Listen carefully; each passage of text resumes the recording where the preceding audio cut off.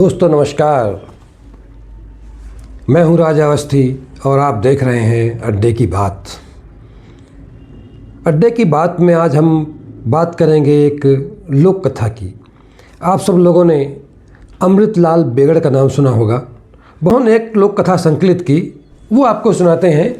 इस लोक कथा का शीर्षक है नदी का दूल्हा। तो लीजिए सुनिए। नदी का दूल्हा। तुमने अक्सर देखा होगा कि विवाह मंडप में नारियल और मामा अवश्य रहते हैं। जानते हो क्यों? नर्मदा के किनारे बहुत से कछुए रहते थे।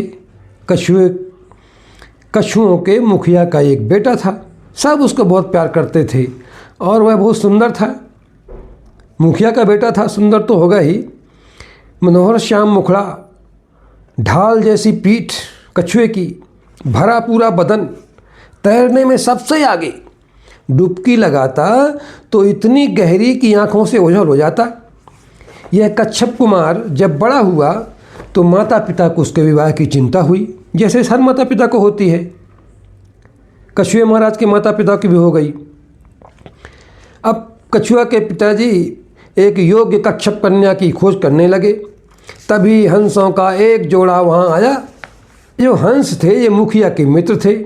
मानसरोवर से आते जाते और प्रायः उसके यहाँ ठहरते थे। हंसों ने बताया कि अरब सागर में कछुआ का एक विशाल परिवार रहता है। उसके मुखिया की जो कन्या है परम सुंदरी है। सुराही सी लंबी गर्दन है उसकी, रत्नारी आँखें हैं, बदन का सुरमई रंग और मंथर चाल। वाह, देखने वाला ठगा रह जाता है। जब वह बोलती है तो मुंह से फूल झड़ते हैं। उससे अच्छी कन्या आपको 3 लोक में नहीं मिलेगी। बस हंसों के प्रयत्न से कुछ ही दिनों में संबंध तय हो गया। कछुए के मुखिया महाराज थे, उनके बेटे की शादी और जो अरब सागर का कछुआ था उसकी रूपवती कन्या का विवाह दोनों का तय हो गया। तब एक दिन शुभ मुहूर्त देखकर 100 बारातियों के साथ कछुओं का मुखिया अपने बेटे की बारात लेकर चल पड़ा। बारात नर्मदा जल में तैरती उतरती बढ़ी जा रही थी। जहाँ नर्मदा समुद्र में मिलती है वहाँ उनके स्वागत के लिए बहुत से कछुए तैयार खड़े थे। कन्या के पिता ने उन्हें बारात की अगवानी करने और समुद्र में रास्ता दिखाने के लिए भेजा था। बारातियों को समुद्र में तैरने में बड़ा मज़ा आ रहा था। शरीर में सुखद फुरफुरी लग रही थी। यहाँ वे हल्का हल्का सा अनुभव कर रहे थे। और समुद्र में खुलकर तैरने का जो मज़ा था वह भला नदी में कहाँ। कन्या पक्ष वालों ने बारातियों का बड़ा स्वागत किया। उनकी आवभगत में कोई कमी नहीं की।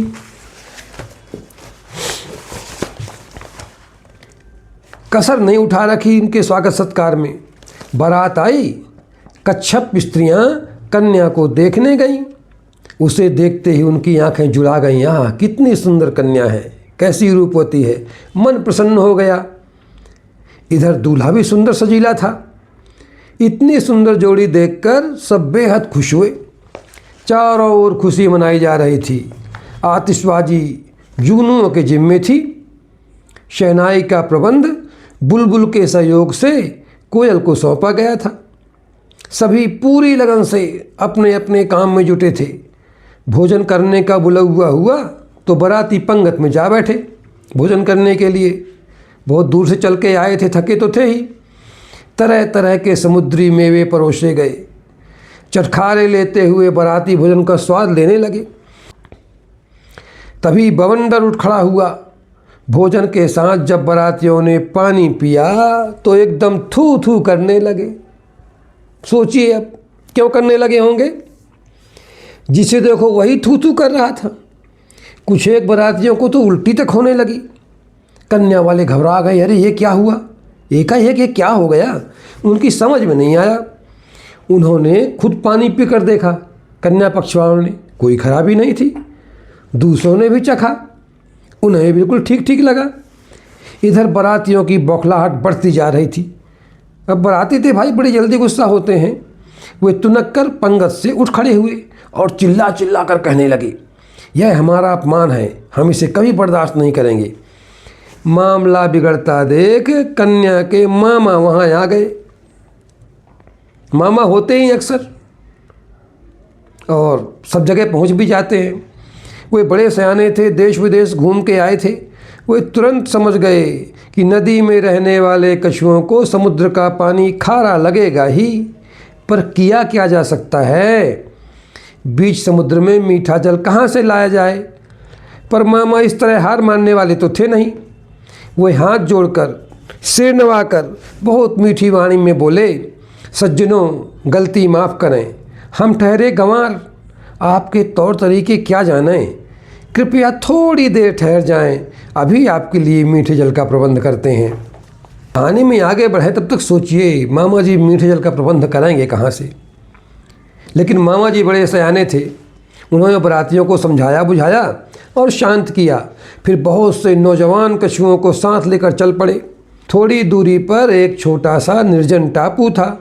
उस टापू में नारियल के कई पेड़ थे।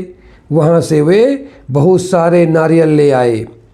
नारियल का मीठा जल पीते ही बरातियों का सारा गुस्सा उतर गया। आनंद आ गया, कितना सुंदर जल मिला। उन्होंने इतना पानी पिया कि फूल कर कुप्पा हो गए। बड़ी धूमधाम से कन्या की विदाई हुई। हर बराती को 2-2 नारियल भेंट किए गए। बस उसी दिन से विवाह मंडप में 2 का रहना बहुत शुभ माना जाता है। 2 कौन? एक नारियल और दूसरा मामा। तो बताएं अब ये कहानी कैसी लगी? अच्छी लगी हो तो कमेंट बॉक्स में ज़रूर लिखें, लाइक करें और इसे शेयर भी करें, जिससे आपकी जान पहचान वाले भी इस कहानी को सुन सकें। लोक कथाओं का हमारे यहाँ विशाल भंडार है। बहुत ज्ञानवर्धक, प्रेरणादायक और सुनने में मज़ेदार कहानियाँ होती हैं। उन्हीं में से एक कहानी थी जिसे संकलित कर रखा था, या लिखा भी हो सकता है, अमृतलाल बेगर ने, जिन्होंने कई बार नर्मदा की परिक्रमा की है। तो आपसे हम फिर मिलते हैं किसी अगले वीडियो में। तब तक के लिए धन्यवाद, नमस्कार।